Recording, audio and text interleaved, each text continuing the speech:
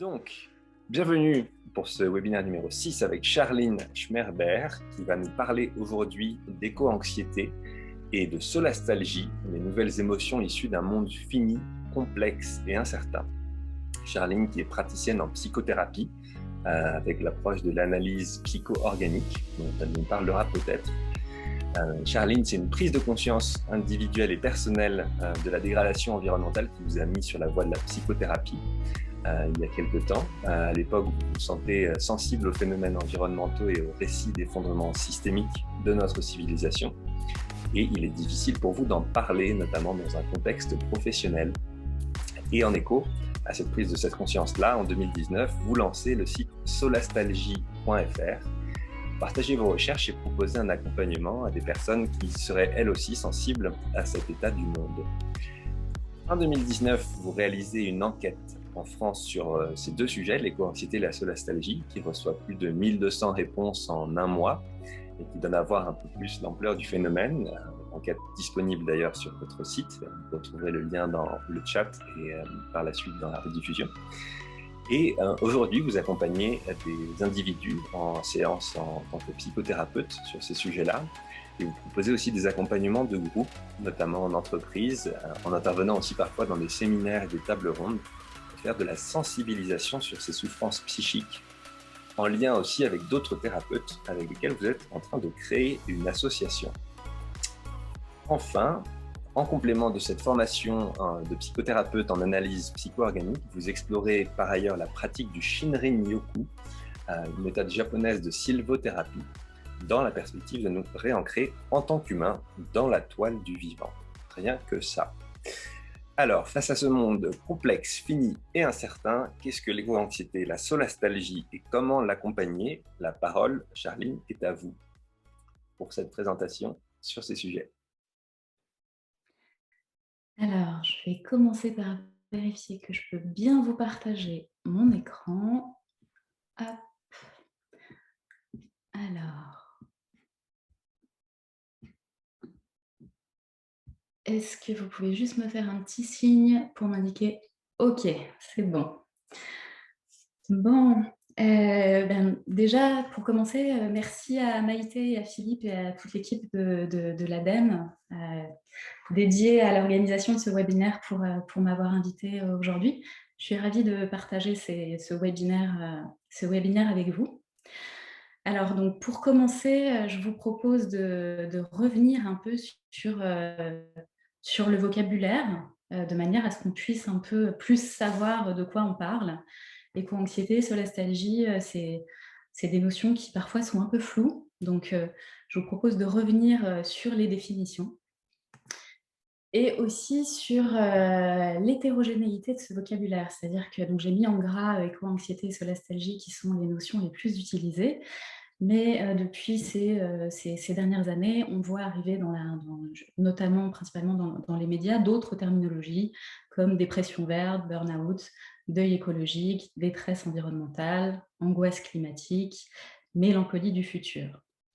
Donc aujourd'hui, on va se focaliser vraiment sur ce qui est éco-anxiété et solastalgie et ce qui les différencie.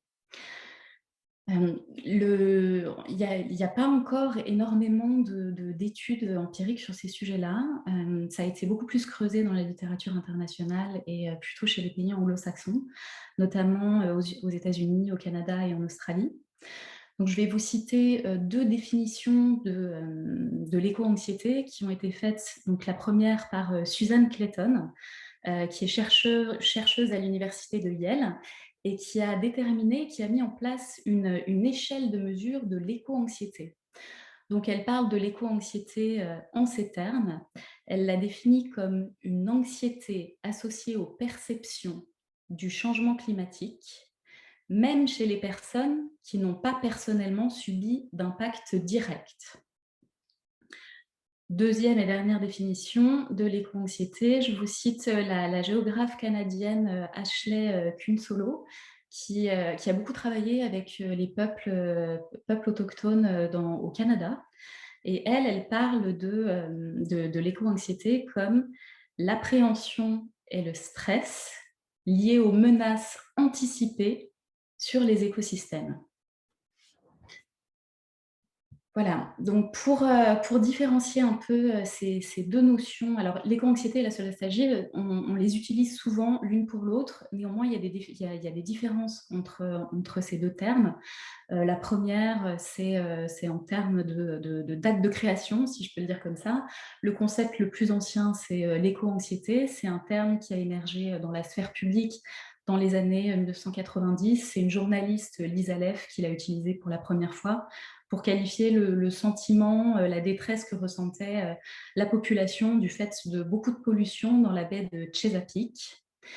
La solastalgie, c'est plus récent, ça date du début des années 2000. C'est un néologisme que l'on doit à Glenn Albrecht, qui est un Australien et qui est un ancien professeur en développement durable à l'université de Murdoch en Australie.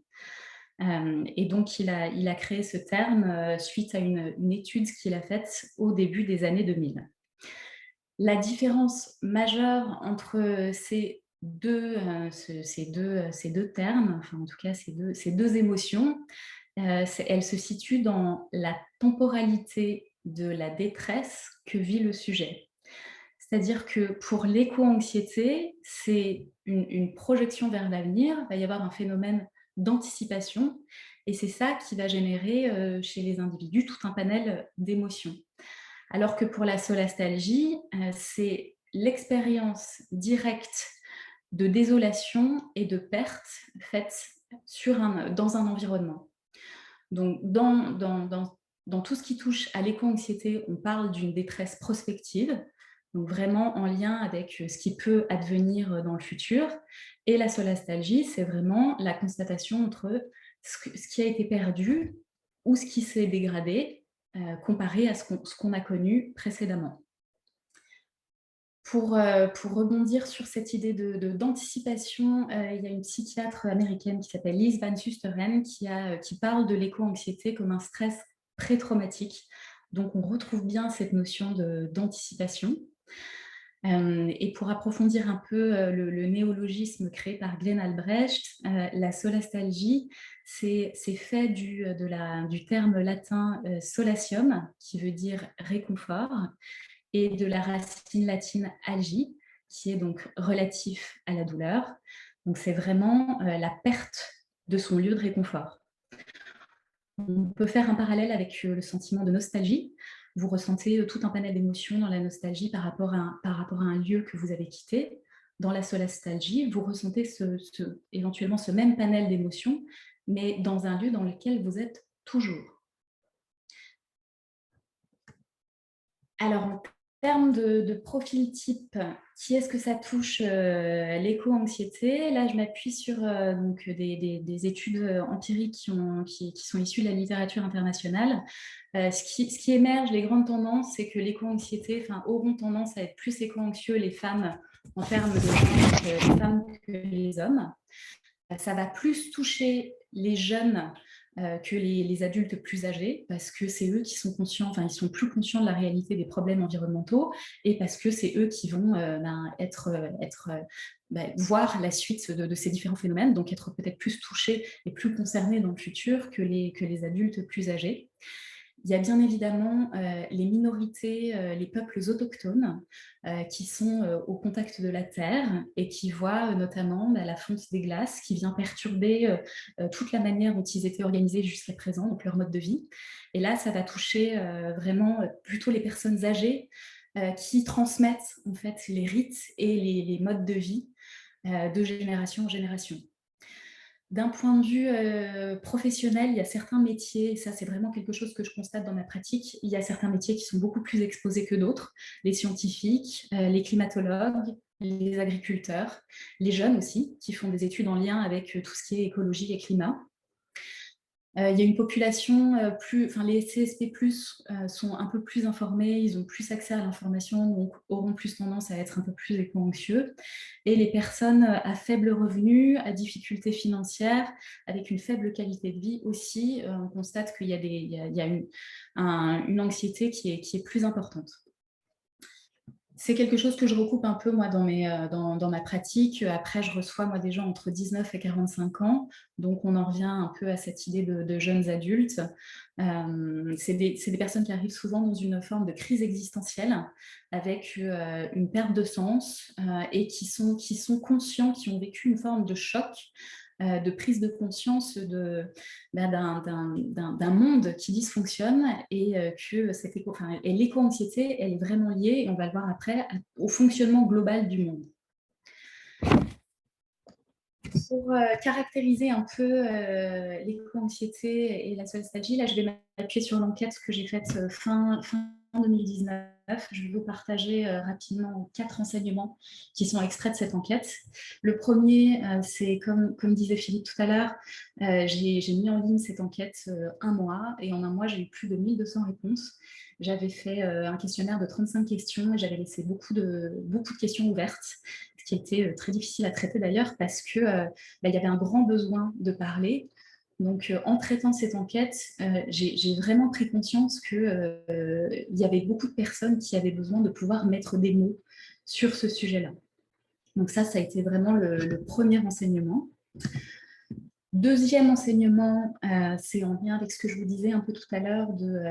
On connaît en fait le phénomène d'éco-anxiété. Ce qui n'est pas nouveau, c'est on connaît l'anxiété, ce sentiment-là, on le connaît. Par contre, ce qui est nouveau, c'est la cause qui va générer cette anxiété.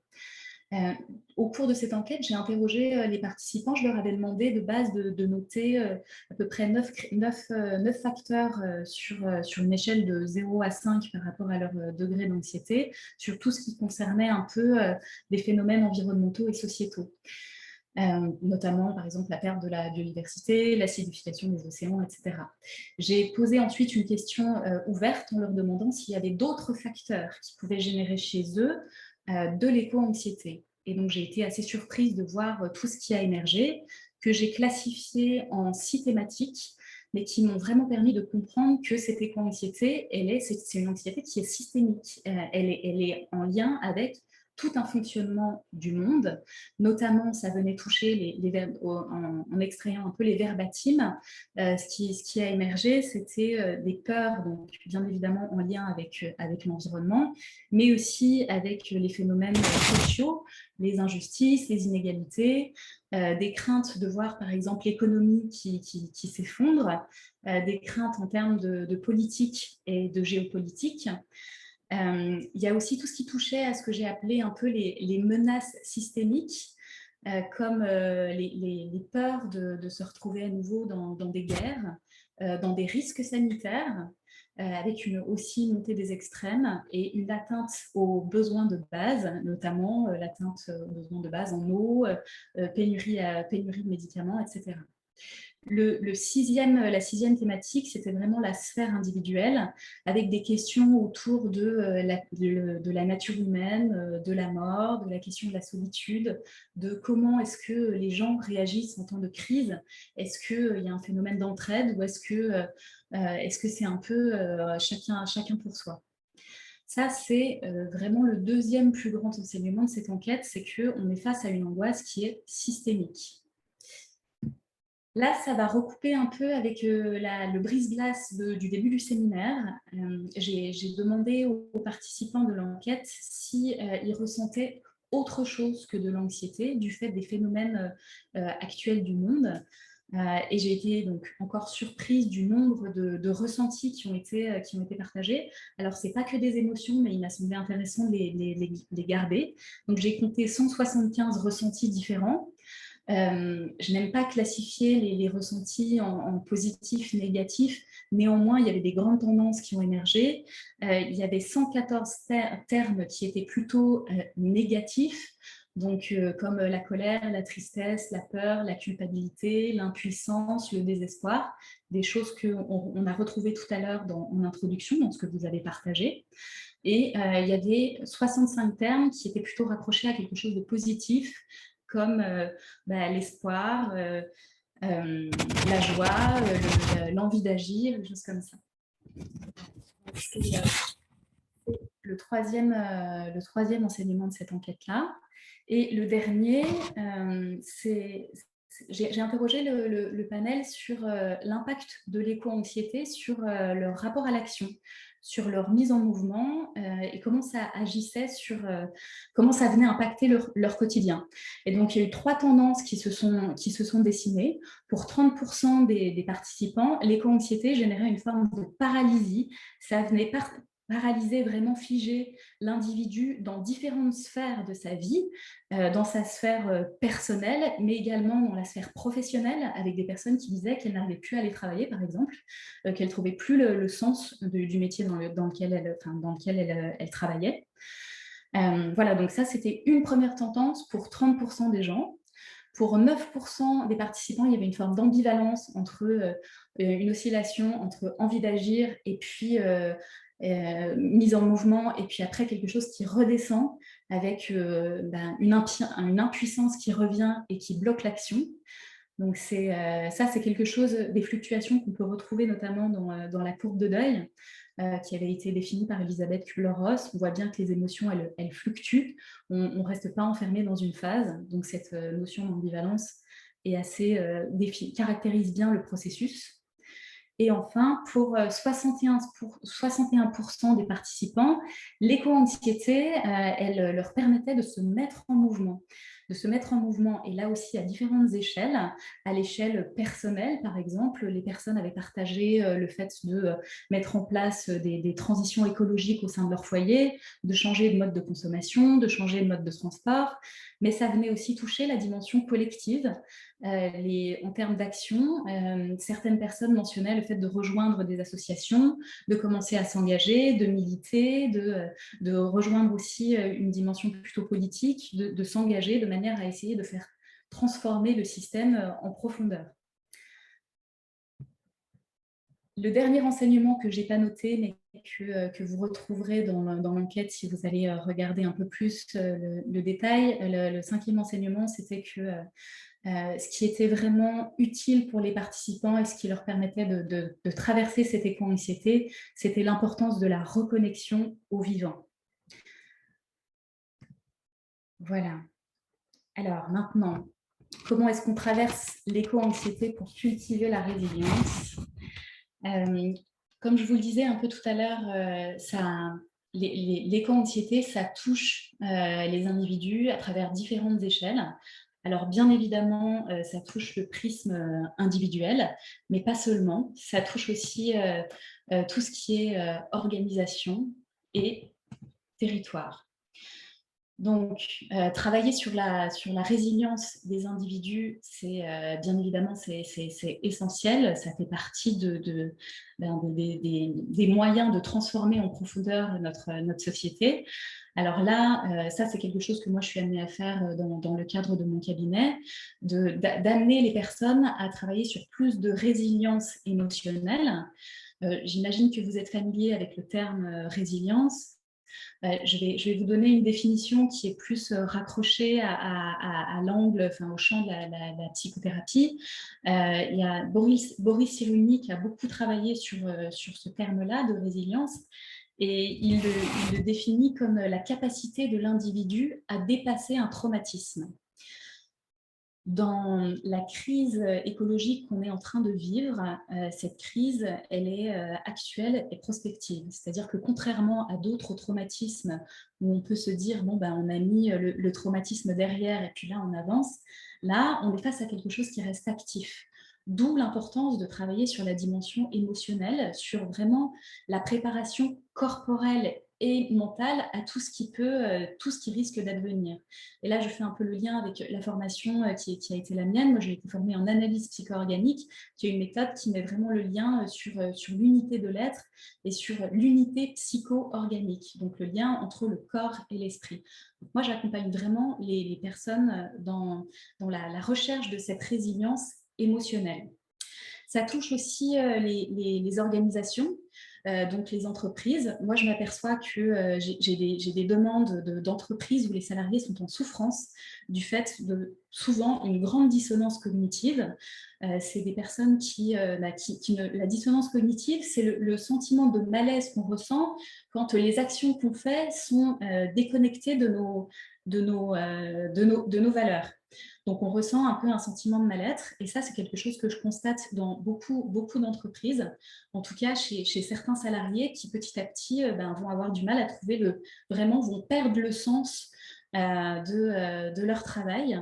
D'où, ça c'est recoupé pas mal avec les verbatim extraits de l'enquête où en stratégie de coping ou en tout cas manière de traverser l'éco-anxiété, les gens disaient qu'ils avaient pu quitter leur travail pour trouver quelque chose qui avait plus de sens pour eux.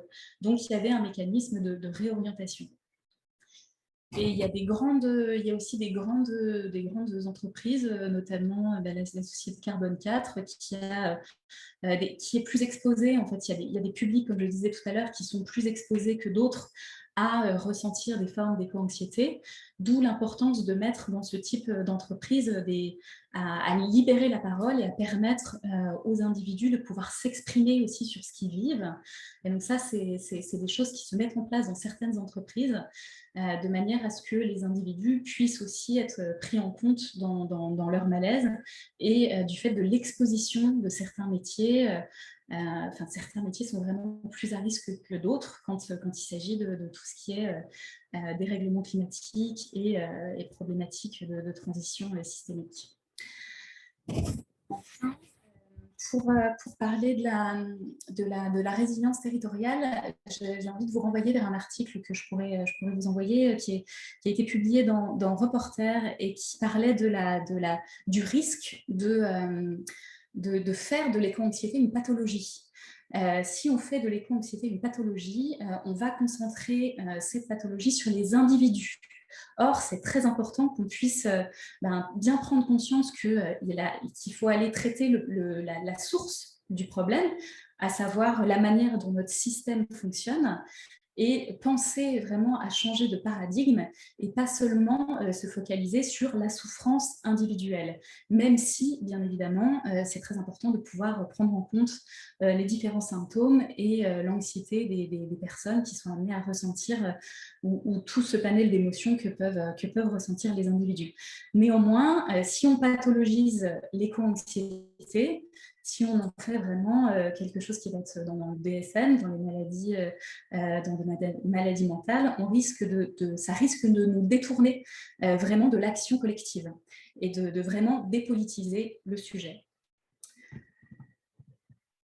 Pour clôturer, je vous donne quelques pistes pour apprendre à vivre avec l'éco-anxiété. Je dis apprendre à vivre parce que je ne pense pas qu'on puisse se dire que l'éco-anxiété, on met ça derrière, ou je ne pense pas qu'il faille vraiment utiliser de l'énergie pour lutter contre.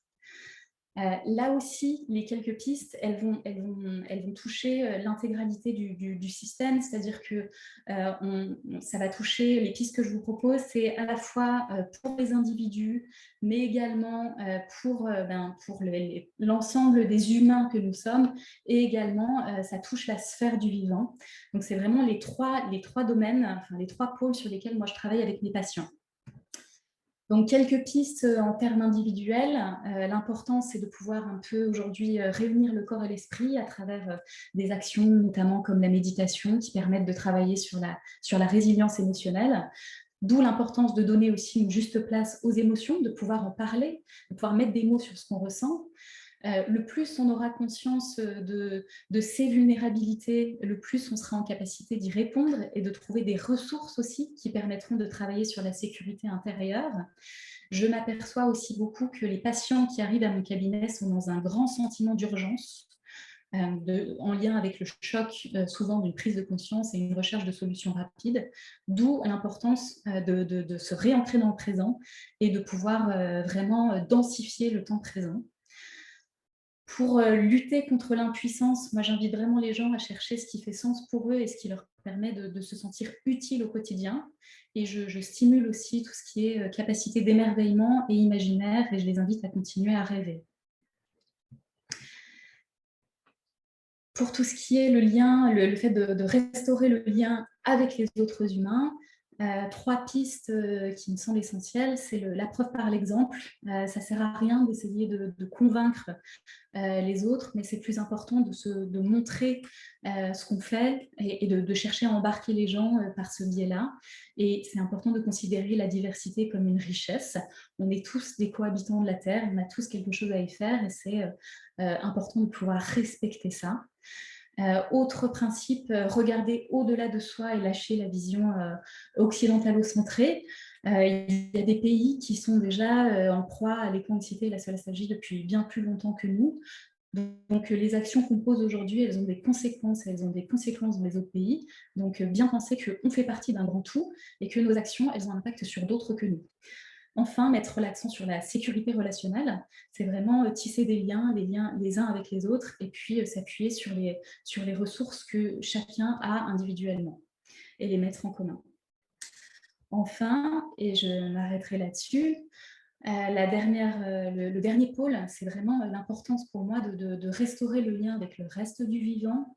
Je cite souvent le philosophe Baptiste Morisot qui parle du mythe de l'auto-extraction de l'humain par rapport au vivant.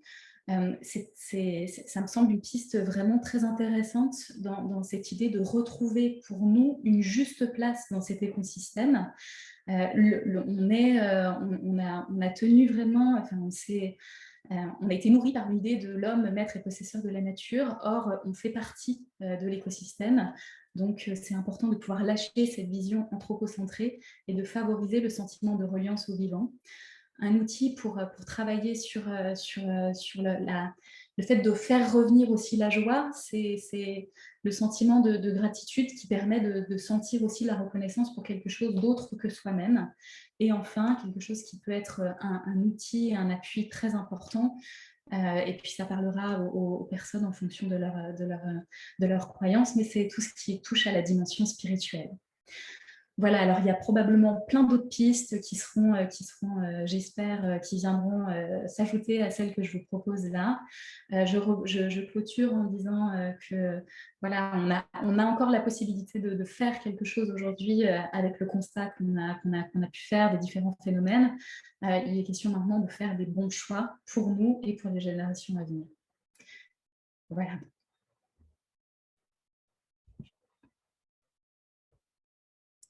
Merci Charline pour cette riche présentation des deux sujets et de l'éco-anxiété, de la solastalgie et de tout ce rapport d'enquête et de tout ce qui a été exploré à travers cette enquête et cette compréhension du coup des enjeux sous-jacents, des questionnements sous-jacents que vous avez pu accompagner tant chez des personnes que chez des groupes. Et je crois que pour le moment qui vient, vous allez nous proposer justement de repartir en sous-groupe.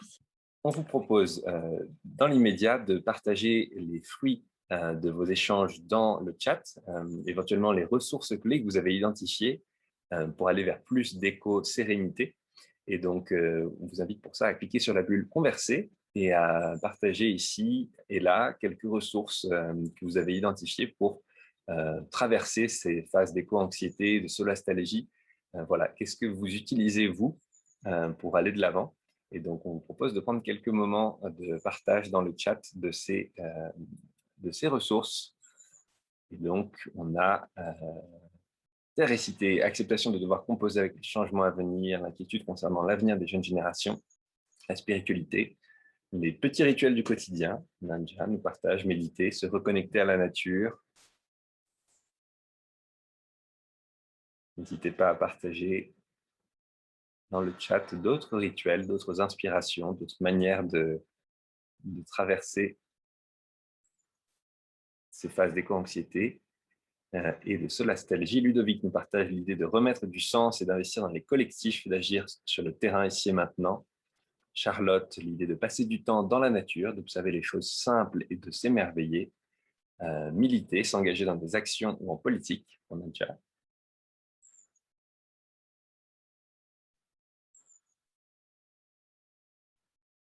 Je vous propose de continuer à partager quelques ressources, travailler les autonomies en collectif. On partageait aussi avec Charline et Thibaut dans notre sous-groupe le travail qui relie, notamment, et le fait d'expérimenter des séjours ou des formats de travail qui relient en complément d'un accompagnement éventuel en psychothérapie. Marie-Aimée partage l'importance d'avoir des moments dans la nature, de se décentrer de ce sujet-là, en effet, et de prendre d'autres centres d'intérêt pour prendre du recul, agir avec son travail, s'engager avec des communautés qui ont le même niveau de prise de conscience et se sentir moins seul. Pour Caro, euh, Charlotte, prendre du recul et prendre le temps de vivre à un rythme qui nous convient. Bon, bah, que de ressources partagées. Charline, peut-être un écho sur ces thématiques, sur ces ressources, sur ces idées. Avant qu'on ouvre un temps de questions-réponses, n'hésitez pas du coup à préparer d'éventuelles questions que vous auriez. Et on vous propose de lever la main virtuellement. Dans la partie réaction, vous devriez voir un bouton avec les mains levées. N'hésitez pas à lever la main du coup pour signaler que vous souhaiteriez poser une question à Charline. Et si jamais vous ne voyez pas ce bouton, on vous propose de mettre dans le chat que vous souhaiteriez prendre la parole et on vous l'attribuera le moment venu. Voilà, peut-être Charline, quelques échos à ce qui est partagé dans les ressources. Oui, je trouve qu'on retrouve bien les différentes dimensions, à savoir la sphère individuelle et aussi la sphère collective, et l'importance de pouvoir aussi se réancrer dans le vivant, avec le fait de cultiver son jardin, de pouvoir mettre aussi les mains dans la terre, des choses comme ça. Et on retrouve aussi la question de la temporalité, qui est vraiment une grosse tendance de notre société où tout va très vite. Et se réancrer dans le présent, c'est vraiment aussi une manière de lutter contre l'éco-anxiété qui est beaucoup dans l'anticipation. C'est vraiment ça, un phénomène d'anticipation, d'où l'importance de pouvoir utiliser des outils comme ceux qui ont été cités là, de méditation, éventuellement de marche contemplative. Voilà, et je rebondis sur ne pas agir sur les symptômes, mais agir sur les causes. C'est ce que je mentionnais tout à l'heure, effectivement, dans le risque de pathologisation enfin, le fait de pathologiser l'éco-anxiété, ça pourrait nous focaliser là-dessus, c'est-à-dire sur faire de l'éco-anxiété un problème individuel, alors que c'est juste une réaction normale par rapport à une situation qui est, elle, anormale. Donc, important de travailler sur les deux niveaux, parce que la souffrance individuelle reste voilà, essentielle à pouvoir accueillir, à traiter, mais à se focaliser aussi sur qu'est-ce qui génère ça dans nos manières de fonctionner dans nos sociétés. Merci pour le rebond. On a une question de Ludovic. Ludovic, si vous voulez prendre la parole, le micro est à vous. Merci Philippe. Une question pour Charline. On a beaucoup abordé les sujets de ressources et de résilience au niveau individuel. Ce qui était aussi abordé, c'était au niveau collectif. Qu'est-ce qui fait qu'un territoire, un collectif, va être plus résilient qu'un autre? Au contraire, certains vont s'écrouler collectivement, d'autres vont innover, vont rebondir, d'autres vont trouver d'autres nouveaux systèmes d'organisation, de fonctionnement. Quelles sont les ressources? Est-ce que dans votre enquête, il y a des choses qui apparaissaient? Quels sont les dispositifs et les ressources qu'un collectif peut faire et qui ne sont pas du ressort de l'individuel? Alors ce qui me vient là par rapport à cette question, c'est pourquoi est-ce qu'il y en a certains qui s'écroulent et pas d'autres? On en vient à la difficulté d'anticipation. C'est que souvent on agit à partir du moment où on est face aux catastrophes ou qu'on est dedans. Donc probablement que les collectifs qui vont avoir pensé à des gestions de crise en amont, et qui vont les avoir anticipés, qui vont avoir anticipé les manières d'y répondre, seront plus résilients que ceux qui se prendront de plein fouet la crise au moment où elle va arriver.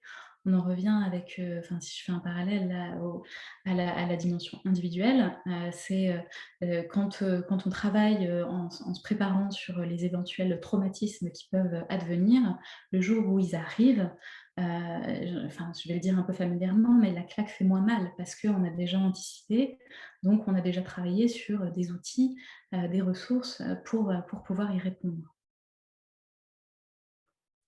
Merci. Merci. On a une autre question de Charlotte qui a levé la main aussi. Charlotte, yes.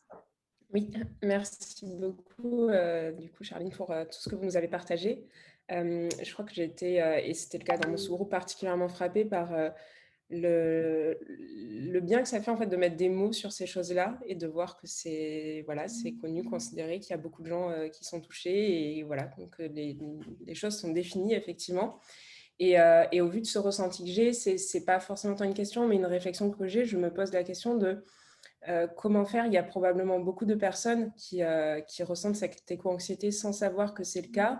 Comment pour réussir à les toucher, à les connaître, à leur faire aussi, à les faire entrer dans presque cette communauté de personnes qui sont conscientes de ces choses-là. Parce que voilà, je me rends compte qu'il faut vraiment, j'ai l'impression, être dans les réseaux déjà très sensibilisés pour avoir accès à ce genre de choses. Donc, c'est une réflexion là-dessus. Effectivement, moi je constate vraiment dans ma pratique que les personnes se sentent souvent très seules par rapport à ces questions-là, il n'y a pas forcément la place pour en parler dans la famille, auprès des amis, de la sphère professionnelle, parce que on sont vraiment très en décalage. Donc souvent, moi, je leur propose de rejoindre justement des collectifs qui sont déjà sensibilisés à ces questions-là, d'aller chercher eux-mêmes le genre d'associations, par exemple, qu'ils auraient envie de rejoindre ou de participer, comme le disait Philippe tout à l'heure, à des stages de travail qui relient. Après, les actions de sensibilisation comme ce séminaire aujourd'hui ou comme le fait de pouvoir commencer à parler de cette souffrance qui est là, qui est vraiment, c'est pas une petite souffrance, c'est une souffrance qui est en lien avec l'état de notre société, l'état du monde. Donc, de pouvoir commencer à en parler, ça va faire que les personnes vont pouvoir se reconnaître et éventuellement rejoindre différents collectifs. Et plus ça va être démocratisé, plus on va en parler, plus j'imagine que des collectifs vont se créer, comme là, nous, l'association qu'on est en train de mettre en place avec d'autres collègues et professionnels sensibilisés à ces questions-là, qui permettra d'avoir un praticien localement. L'idée, c'est un peu de faire ça, de faire une carte pour que les gens puissent avoir des ressources là où ils sont d'un point de vue local, en fait. Parce que bon, le Zoom, c'est bien, ça permet aussi de travailler, mais le mieux, c'est quand même d'avoir un vrai humain en face de soi pour pouvoir travailler. Et oui, merci pour l'écho et la réponse. Et Noémie, je crois que tu as une question. Oui, en effet. Alors nous, ça nous a vraiment beaucoup intéressés dans le groupe dans lequel j'étais. Vous m'entendez bien? Oui. Donc, merci beaucoup pour cette présentation. Moi, je suis Noémie Fontpérine et je travaille à la ville de Paris où je coordonne une mission qui s'appelle la mission Résilience. Donc, voilà, plein de moments, je me suis retrouvée dans ce que vous disiez. Je sélectionne juste 3 petites questions. La première, c'est, vous avez dit le profil type, les femmes jeunes.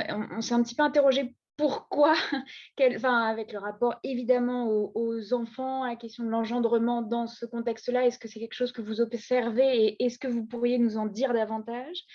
Deuxième question, ça touche beaucoup les CSPI+, mais en même temps, les personnes à faible revenu aussi. On voulait savoir si vous aviez aussi une expérience de ça dans votre cabinet ou des sources à nous donner sur ce sujet-là, ou si vous pouviez aller un tout petit peu plus loin sur cette question et la différence qu'il peut éventuellement y avoir sur les questions qui se posent pour les personnes à plus faible revenu vis-à-vis de l'éco-anxiété ou de la solastalgie du coup.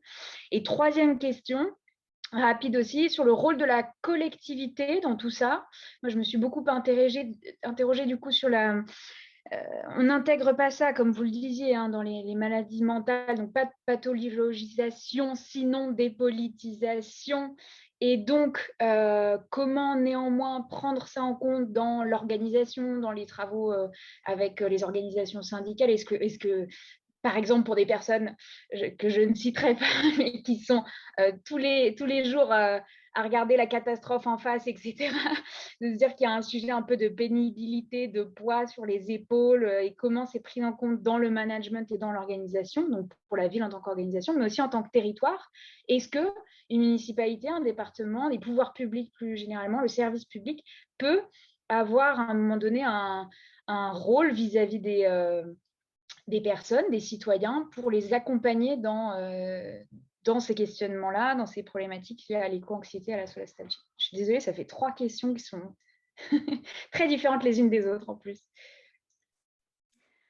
Alors pour déjà répondre à la première, effectivement, la question de alors oui, l'éco-anxiété, enfin, moi, je m'aperçois que dans ma pratique, je dois avoir à peu près, c'est à peu près 50-50, hein. Je dois avoir, autant d'hommes que de femmes. Je suis quand même allée creuser parce que, bon, c'était pas enfin, j'ai pas forcément une pratique qui est représentative, donc je suis allée regarder un peu ce qui émergeait des études, des autres études qui avaient été faites sur ce sujet-là, et ça recoupait un peu, le type de personnes qui avaient répondu à mon enquête. J'avais, majoritairement des femmes, qui avaient répondu, peut-être parce que alors, ça touche la question des émotions et que ben, peut-être les femmes ont plus, une plus grande facilité ou dans cette espèce de manière de percevoir les sociétés. On dit que les femmes bon, peuvent plus parler de leurs émotions, je ne sais pas. Mais ce qu'il en est de la question des enfants, c'est quelque chose de récurrent. C'est généralement, enfin, c'est pour certaines femmes un motif de, c'est ce qui va déclencher l'appel en fait de prise de rendez-vous. C'est qu'elles sont, elles sont à une période charnière de leur vie où se pose la question de ben, est-ce que je peux faire un enfant aujourd'hui dans le monde dans lequel on vit, alors que j'ai conscience de ce qui risque d'advenir, ou est-ce que je peux avoir un deuxième enfant. Donc c'est très, très, c'est compliqué, enfin c'est une question complexe parce que, bah, c'est souvent des gens qui sont dans un dilemme intérieur, très profond avec un fort désir d'enfant et en même temps une grande peur de ce qui pourrait advenir, donc qui les freine dans leur réflexion. Après, j'ai aussi des hommes qui se posent cette question-là. C'est pas, dans ma patientèle, j'ai des hommes qui ont des enfants et qui se disent, ben, qui sont très inquiets ben, de l'avenir de leurs enfants, des potentielles souffrances que ces enfants pourraient vivre, et des hommes qui se disent, ben, est-ce qu'avec cet état de conscience, c'est raisonnable de faire un enfant? Quand c'est des gens qui sont vraiment très, très pointus, enfin qui ont vraiment, qui sont allés dans un constat très détaillé de la réalité du monde. Voilà pour la première question. Pour ce qui est personnes à faible revenu, alors je pourrais vous envoyer éventuellement les études sur lesquelles, enfin, qui ont permis de sortir un peu ces différentes tendances. Donc c'est des études qui ont été principalement faites, comme je disais tout à l'heure, dans les pays anglophones, hein, qui sont pas mal plus avancés que nous sur ces sujets-là. Quoique en France, ça commence à devenir un sujet qui est traité dans tout ce qui est thèse, mémoire maintenant. Donc je pense que petit à petit, on va peut-être essayer de rattraper un peu notre retard.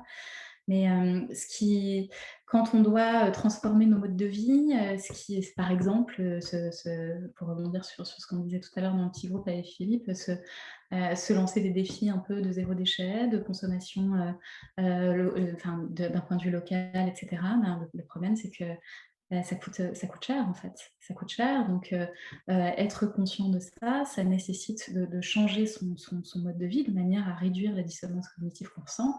Or, si les revenus ne suivent pas, ben, ça fait que les personnes sont dans une forme de figement par rapport à ça et que ce n'est pas possible de mettre en place. Je pense que ça peut être une des choses qui pourrait expliquer un peu cette tendance à être plus anxieux par rapport à l'avenir. Et puis c'est aussi une question d'avenir, justement. L'argent, enfin, le fait d'avoir l'argent, c'est un moyen qui permet aussi d'assurer la sécurité. L'éco-anxiété, c'est on se projette vers l'avenir et l'avenir va générer de l'angoisse. Donc c'est, je pense, aussi en lien avec ça. Le plus on se sent insécurisé de base, le plus l'éco-anxiété va s'engouffrer dans certaines brèches déjà existantes et vont les renforcer éventuellement. Et dernière question par rapport au rôle de la collectivité. Moi, il me semble essentiel de pouvoir aller sensibiliser un peu ces entreprises-là, de pouvoir leur dire que les salariés sont en souffrance. Néanmoins, ce dont je me perçois, c'est qu'il y a des demandes qui viennent des entreprises aussi et qui nomment la souffrance des salariés et qui demandent la mise en place d'ateliers, par exemple, ou peu importe, travail qui relie ou tout processus comme les cercles de parole, des choses comme ça. Et je pense que les deux vont ensemble, c'est-à-dire qu'il faut pouvoir vraiment agir à deux niveaux, il faut pouvoir prendre soin des individus et il faut pouvoir aussi réfléchir à des actions collectives de manière à faire que on travaille sur les deux niveaux parce que est-ce que l'éco-anxiété, c'est possible hein, que ça fera partie peut-être d'une des pathologies futures. Mais donc, comment est-ce qu'on prend ça en compte quand on travaille dans des organisations, dans des collectivités, chez un territoire qui est très exposé? Donc, anticiper encore et puis commencer à prévoir. Après, si ça n'advient pas, ben, tant mieux, s'il n'y a pas besoin. Mais au moins savoir qu'il y a ces possibilités-là qui existent de mise en place. Merci. Et Françoise, peut-être dernière question pour la route, de manière concise et... Alors, je vais parler très vite. Parce que c'est d'abord des réactions par rapport aux échanges, là, tout derniers échanges. Concernant la question des enfants, moi, il y a quelque chose qui me fait tilt, c'est qu'en période de crise, en période de guerre, par exemple, la question des enfants se pose beaucoup moins. Et du coup, cela veut peut-être dire que dans cette dimension de crise, il y a autre chose et qui est peut-être beaucoup plus diffus et beaucoup plus transcendant, on va dire. Ensuite, je me posais la question du poids du ressenti de confort dans cette éco-anxiété. Est-ce que dans l'éco-anxiété, il n'y a pas aussi cette sensation d'être la crainte d'une perte de confort relatif? C'est-à-dire qu'on on a conscience que dans les années qui vont venir, ce sera peut-être plus dur que dans les années 70-80. Du moins, on n'est pas dans la même dynamique, disons, et qu'il faudra faire des choix. Ensuite, je me posais la question du droit à agir. Il y a peut-être toute une frange de la population qui, de par son éducation, de par son manque d'expérience de certaines situations, ne se donne pas le droit à agir. Et du coup, ça engendre peut-être une frustration qui génère des symptômes. Et puis ensuite, alors là, Dernier partage peut-être, oui, Françoise, par rapport au temps. beaucoup plus en relation avec ce que disait notre groupe, c'est qu'on se posait la question du rôle de l'éthique dans tout ça. Faire une cohérence entre son éthique personnelle et une éthique de société. Et ensuite, on s'était posé la question de, n'est-ce pas quelque part une confrontation entre un fonctionnement en communauté et un fonctionnement de type un peu plus universaliste, avec une notion du coup de l'intérêt général qui n'est pas tout à fait de la même échelle. Voilà. Charline, je vous propose de faire une sorte de mot de la fin en prenant des éléments des réactions de Françoise et peut-être certaines des questions. Et j'y intègre pour faire un mot de la fin global aussi une réaction de Sébastien qui fait écho à cette question d'échelle, qui partageait que l'éco-anxiété serait peut-être aussi une traduction, une forme de prise de conscience qu'on ne peut pas agir sur les causes racines à un niveau individuel. Donc, du coup, on est dans une forme d'impuissance et parce que justement, individuellement, on est démunis par rapport à des choses qui sont beaucoup plus collectives. Donc, mot de la fin, Charline, en réaction peut-être globale sur ce que vient de partager Françoise, puis en clôture de notre webinaire. Alors oui, je pense qu'on est dans une situation de crise assez inédite par rapport aux d'autres situations de guerre, où là on se retrouve face à un environnement qui devient éventuellement hostile par rapport à nous. Donc ça, c'est vraiment quelque chose de nouveau, un phénomène nouveau où alors la souffrance, souvent moi mes patients, je leur dis que les enfants arrivent et puis on connaît de la souffrance au cours de notre vie, mais là il y a un phénomène un peu différent qui est que voir notre milieu dans lequel on évolue se retourner vraiment contre nous, éventuellement, c'est dans une forme particulière, ça c'est assez inédit. Voilà.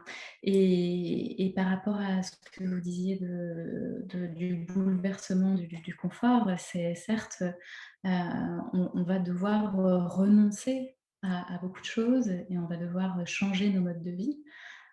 Et ça, c'est une dimension qui fait frein, qui fait lever beaucoup de barrières parce que on est habitué à ces modes de vie-là et il y a tout des nouveaux récits à réécrire par rapport à notre société qui vont être plutôt de l'ordre de favoriser la sobriété, des choses comme ça, plutôt que de continuer à entretenir un modèle de société qui va favoriser certains individus plutôt que d'autres.